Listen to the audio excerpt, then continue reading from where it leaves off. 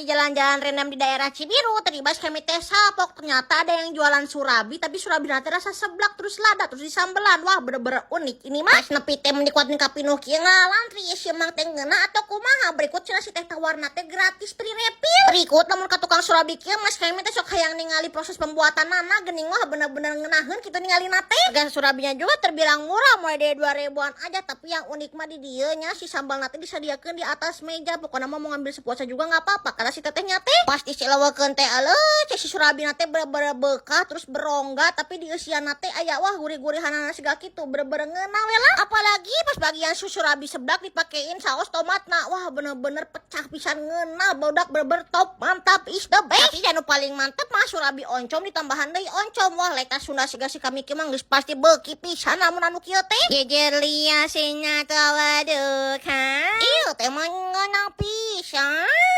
Coba tuh gai datangan nama tempatnya teh Surabi Ojek yang ada di Cibiru, Bandung.